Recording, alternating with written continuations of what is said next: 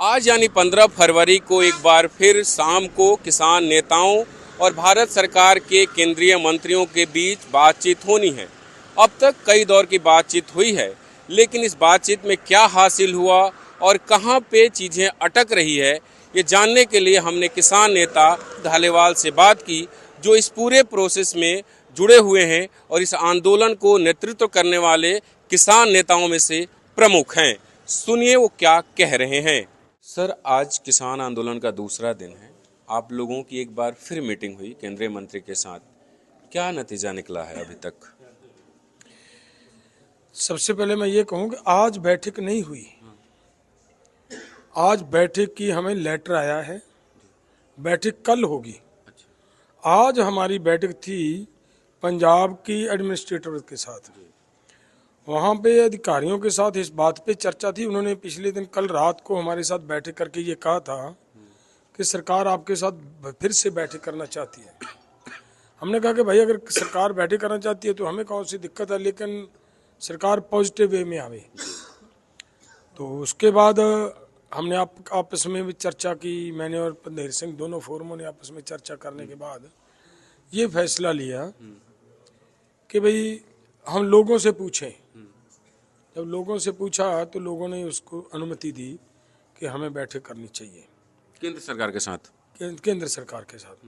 तब हमने जाकर वहाँ पर ये बात रखी जाकर अधिकारियों के साथ कि भाई सबसे पहले तो आप इस माहौल को ठीक करें। इधर से हमारे किसान बैठे हैं, वो उधर से आकर बड़ी बड़ी मतलब शेलिंग कर रहे हैं। कितनी हैवी शेलिंग हो रही है, प्लास्टिक की गोलियां चलाई जा रही हैं। तो ये तो बहुत खतरनाक बात है। फिर आज हमने ये भी कहा है कि अगर सरकार पंजाब गवर्नमेंट इसको कंट्रोल करने में सक्षम नहीं है तो कम से कम कल स्टेट का मुख्यमंत्री बैठ जाए इसमें, उसको ये बातें पूरी बताएं कि भाई इसको या तो तुम कंट्रोल करो, नहीं तो ये कौन सा तरीका। स्टेट पंजाब आपकी है और आपकी स्टेट के अंदर दूसरी स्टेट की मिलिट्री, वहाँ उनकी फोर्सेज, आपके किसानों के जो आपके खेत क्षेत्र में बैठे हैं उनके ऊपर हमले कर किए जा रहे हैं, ये आपकी जिम्मेदारी बनती है। तो ये बातें हुई हैं। उन्होंने आज हमें आश्वासन दिलाया है कि इसको हम पूरा जोर लगाकर कंट्रोल करने का प्रयास करते हैं। और कल के लिए फिर उसके बाद जब बातचीत हुई तो ये हुआ कि अगर आप कंट्रोल करते हो तो हमारी बैठक अरेंज करवा दो। तब उन्होंने फिर मतलब बैठक अरेंज करवाई है। कल शाम की 5 बजे बैठक होगी। वही तीनों मंत्री, कृषि मंत्री जी आएंगे, पीयूष गोयल जी आएंगे, वो आदित्यानंद राय जी आएंगे, वो तीनों मिनिस्टर होंगे। और हमारी तो मांग ये भी है कि हमारा मतलब मुख्यमंत्री भी बैठे, क्योंकि कुछ मैटर मुख्यमंत्री के साथ जुड़े हुए हैं, तो उनके साथ भी भगवंत मान की बात करें। अभी तक जिन मंत्रियों का आपने नाम लिया, कृषि मंत्री और पीयूष गोयल, उनके साथ आप लोगों की जो बैठक हुई है उसमें जो आपकी कुल 12 डिमांड है, किस डिमांड पर पेच फंस रहा है? सरकार कौन से डिमांड मान रही है, कौन से डिमांड पर कह रही है कि विचार करेंगे या नहीं करेंगे? देखिए, सरकार हमारे जो लोगों के ऊपर मुकदमे लगे हैं पहले आंदोलन के, उसको वापस लेने के लिए उन्होंने कहा हम प्रक्रिया पूरी कर देते हैं, जल्द वापस ले लेंगे। दूसरा, लखीमपुर के जो हमारे किसान घायल हुए थे उनका 10-10 लाख का मुआवजा देना था, वो दिया नहीं था, उसके लिए ऊपर भी सहमति हो गई। और उन्होंने एक बात उसमें बड़ी इम्पोर्टेंट ये थी कि जितने हमारे अभी शहीदों का परिवार है जिनको नौकरियां नहीं मिली, उनको नौकरी देने की बात है। और वहाँ पे जो शहीद हैं उनको, उनके परिवार के भी एक एक को नौकरी देने की बात है, और उस पर मतलब सहमति बनी है सरकार की। आगे एक हमारी मांग थी कि बिजली बिल वापस लिया जाए। जो सन 2022 में बिजली बिल लेकर आई सरकार, उसको वापस लिया जाए। तो उस पर उन्होंने ये कहा कि हम एग्रीकल्चर सेक्टर को, उससे किसानों को बाहर निकाल देते हैं। लेकिन हमारी इस पर सहमति नहीं, लेकिन सरकार ये मान रही है कि हम किसानों को उससे बाहर निकाल देते हैं। अगली बात, हमारे जो किसानों को उन्होंने वायदा किया था हमारे साथ कि हम आपका जो पोल्यूशन एक्ट है उससे एग्रीकल्चर को बाहर निकालते हैं, उस पर भी सहमति बनी। उन्होंने कहा कि हम आपको नोटिफिकेशन दे देते हैं। और आगे बातें जो बड़ी बातें हैं कि उनमें एक तो है कर्ज मुक्ति, स्वामीनाथन की सिफारिशें, एमएसपी के पूर्व कानून की बात, WTO से भारत बाहर आए, जो लैंड एक्विजिशन एक्ट 2013 का था उसी को प्रभावी तरीके से लागू किया जाए, ये मांगे हमारी बाकी हैं।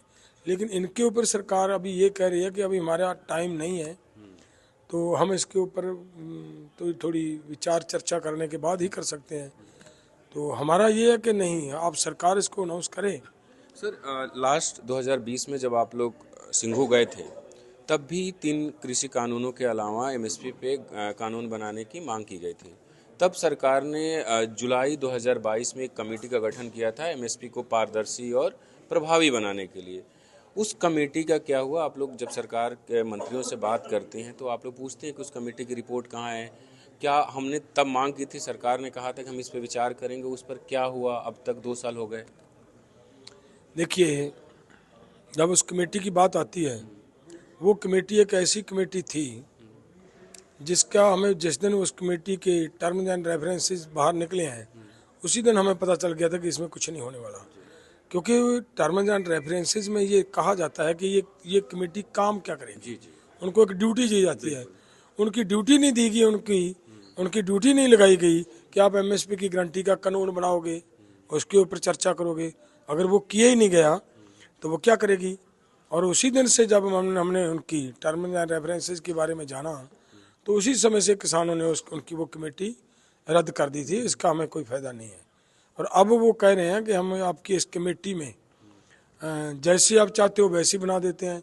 लेकिन हमारा ये मानना है कि इनके पास टाइम कितना है, चुनाव करीब है। चुनाव का टाइम है, तो इतने समय के अंदर हम बार बार ये प्रयास कर रहे हैं कि आप बना दो उतने समय के अंदर जो हमें कानून बनाना है, जिस तरीके से बना सकते हो।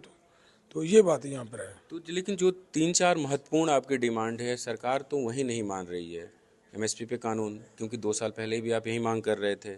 कर्ज माफ़ी जो आप लोग मांग कर रहे हैं, जो बात सरकार मान रही है, वो तो नॉर्मली एफआईआर वापस लेने के बाद सरकार ने जब एसकेएम को लिखित लेटर दिया था, संजय अग्रवाल ने उसमें लिखा था कि रेल विभाग को और अन्य राज्यों की सरकारों को हम लिखेंगे केस वापस हो।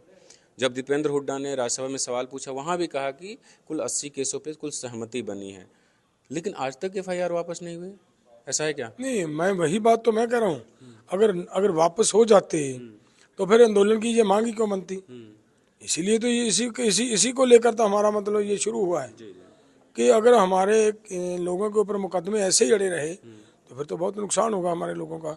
तो आप मंत्री से मिले तो आपने पूछा नहीं कि आपने तो लिखित में वादा किया था कि हम वापस लेंगे? एक बार पूछा कोई एक बार पूछते हम। हमने तो ये भी कहा कि जब हम आंदोलन लड़ रहे थे 2018 में, हमारे साथ लिखित में वादा किया कि डॉक्टर स्वामीनाथन की रिपोर्ट के अनुसार C2+50 के हिसाब से आपको फसलों का रेट देंगे और 3 महीने के अंदर अंदर इसको लागू कर देंगे। लेकिन आज तक नहीं किया। क्या कहोगे आप इनको? सर, आज दूसरा दिन है, हम पूरे दिन वहाँ पर थे शंभू बॉर्डर पर। पुलिस की तरफ से, जो हरियाणा बॉर्डर की तरफ से लगातार आंसू गैस के गोले फेंके जा रहे थे। आपकी तरफ से किसान थोड़ा आगे जा रहे थे, फिर पीछे आ जा रहे थे। आखिर इस आंदोलन का भविष्य क्या है? दिल्ली जाएंगे, क्योंकि रास्ते में बहुत मजबूत तैयारी की गई है। देखिए, हमने आंदोलन करना है सरकार के खिलाफ। अगर मान लीजिए सरकार हमें दिल्ली नहीं जाने दे रही तो आंदोलन तो ये भी हो रहा है, आवाज़ तो पूरे देश के अंदर जा रही है।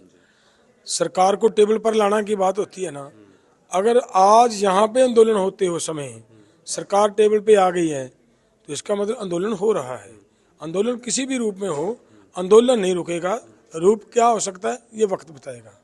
साल 2021 में वादे के साथ एक लेटर आप लोगों को दिया गया था, जिसमें कहा गया था एफआईआर वापस हो जाएगा, एमएसपी पे भी बातें की गई थी।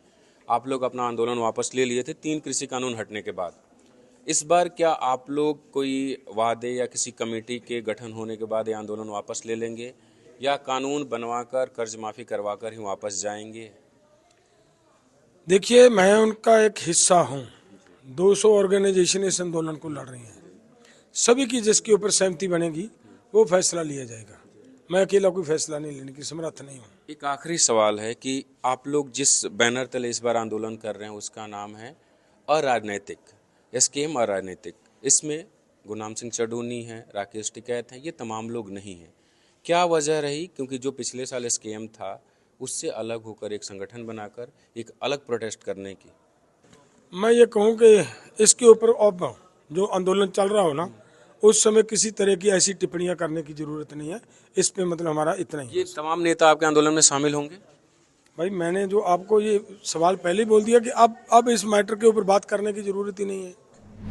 आज सोशल मीडिया से लेकर आपके चलते फिरते जीवन में भी पत्रकारिता के बुरे दौर की चर्चा होती है, क्योंकि जिन लोगों पर सूचना देने की जिम्मेदारी है वो आपके लिए नहीं बल्कि कॉरपोरेट और सरकारों को फायदा पहुंचाने में लग गए हैं। विज्ञापन मॉडल को खारिज कर आप इस बीमारी को दूर कर सकते हैं और अपने नारे को बुलंद कीजिए।